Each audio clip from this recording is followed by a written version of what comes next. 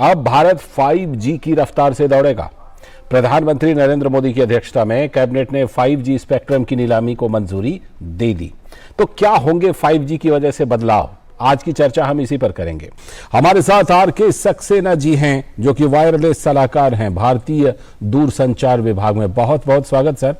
और साथ में अरविंद बाली हैं, जो सीईओ हैं टेलीकॉम सेक्टर स्किल काउंसिल के। आपका भी बहुत बहुत स्वागत अरविंद बाली जी। ये अरविंद बाली जी, आप टेलीकॉम सेक्टर स्किल से जुड़े हुए हैं, स्किल काउंसिल से आप सीईओ हैं। मैं ये जानना चाहता हूं कि ये जो 5G आने के बाद जो हमारा इंफ्रास्ट्रक्चर है, और ख़ास तौर पर मैं अगर बात कहूं तो स्किल्ड मैन पावर की बात कर लेता हूं, कि जो हमारा स्किल्ड मैन पावर है इस टेलीकॉम सेक्टर में, वो 5G को लेकर के कॉम्पिटेंट है, वो 5G से परिचित है, और क्या हमें उसको लेकर के कुछ नया करने की ज़रूरत है, या हमारे पास पहले से इस तरह के स्किल्ड मैन पावर हैं? टेलीकॉम सेक्टर स्किल काउंसिल है, हम लोग मिनिस्ट्री ऑफ स्किल डेवलपमेंट और एंटरप्रेन्योरशिप इसके अंदर आते हैं। और इस हमारी काउंसिल में एनसीवीटी, एनएसडीसी, ये जो ऑर्गेनाइजेशन है, इनके थ्रू पहले से ही 5G की तैयारी शुरू हो गई थी। हम लोगों ने ऑलरेडी 5G के जितने भी प्रोग्राम, जितने भी जिसको हम बोलते हैं क्यूपीज, जो कि क्वालिफिकेशन पैक्स होते हैं, जो कि यूथ को ट्रेन करने के लिए चाहिए होते हैं, वो सब हमने बना के अप्रूव करके रखे हुए हैं। और जो सेक्रेटरी टेलीकॉम है, वो लगातार हर महीने इसके ऊपर एक चर्चा रख रहे हैं कि कितने लोग ट्रेन हुए, कितने लोगों को और ट्रेनिंग की जरूरत है। क्योंकि ये एक बहुत बड़ी एक देश के लिए उपलब्धि है, क्योंकि हम बहुत देश और विदेशों के मुकाबले में हम 5G काफी जल्दी लॉन्च कर रहे हैं। और उसको देखते हुए जो नई टेक्नोलॉजीज हैं जितनी भी, चाहे वो ड्रोन टेक्नोलॉजी है, या मशीन टू मशीन लर्निंग है, या हम इंडस्ट्री 4.0 बोलते हैं, इन सब चीजों के लिए इसकी बहुत बड़ी एक रिक्वायरमेंट है। और वो रिक्वायरमेंट तभी पूरी होगी जब लोग ट्रेंड और स्किल्ड होंगे।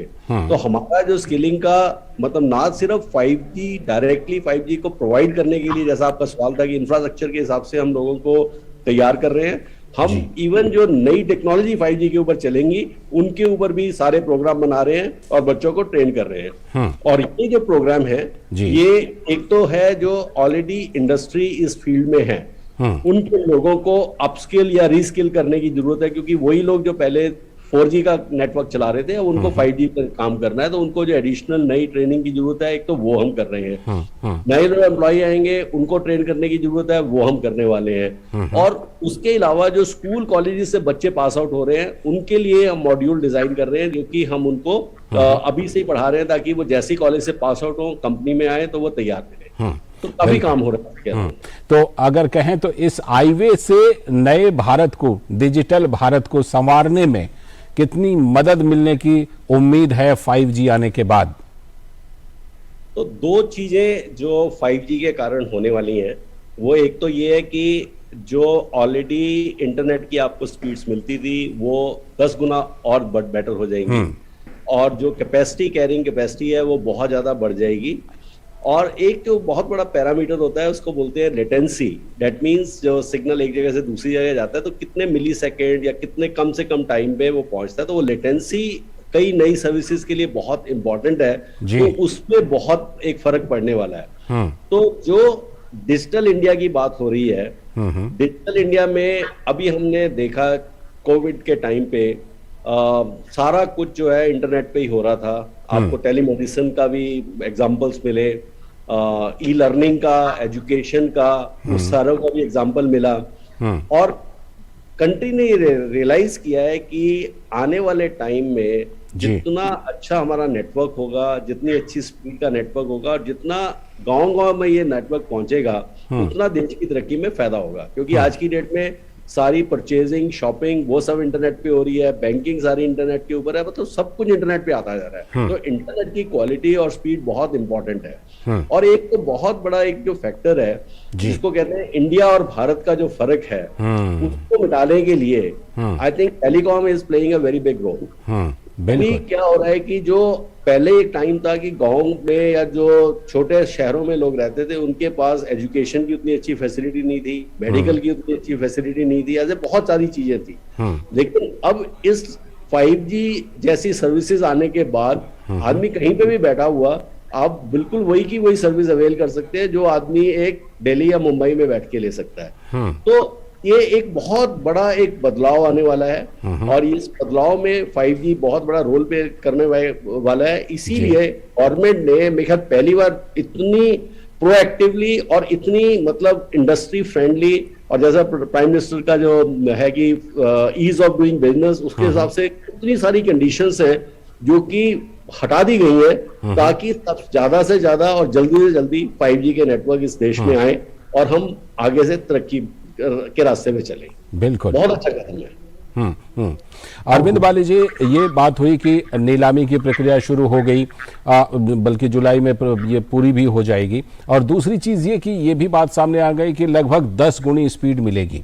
लेकिन एक बात जो कि सभी के मन में जरूर होगी, हालांकि उस पर बात करना अभी जल्दबाजी होगी, लेकिन फिर भी कि उपभोक्ताओं को अगर चुकाने की बात की जाए कि ये 10 गुनी स्पीड लेने के लिए उनको उनके अपने पॉकेट से किस तरह से चुकाना पड़ सकता है, यानी 4G के मुकाबले जो टैरिफ है, जो दर है, वो एक विशेषज्ञ के तौर पर आप क्या देखते हैं, किस तरह की रहेगी 5G की?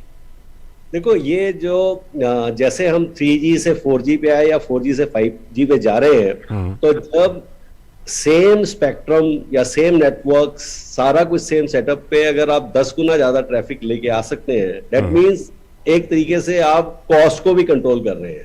अच्छा, अगर 1 मिनट के लिए अगर हम नए स्पेक्ट्रम की कॉस्ट को अलग रख दें, सेम नेटवर्क के ऊपर अगर आप 10 गुना 15 गुना ज्यादा कैपेसिटी दे सकते हैं, दैट मींस आप 10-15 टाइम्स चीज को सस्ता दे सकते हैं, मतलब क्योंकि पर यूनिट रेट के हिसाब से अगर हम देखते हैं। लेकिन हो क्या रहा है आज की डेट में, आपकी रिक्वायरमेंट भी बढ़ती जा रही है। एक टाइम था पहले आप घर में बहुत ज्यादा है तो 2 GB या 5 GB कंज्यूम करते थे, आज की डेट में 100, 200, 300 GB तक पर फैमिली यूज कर रही है।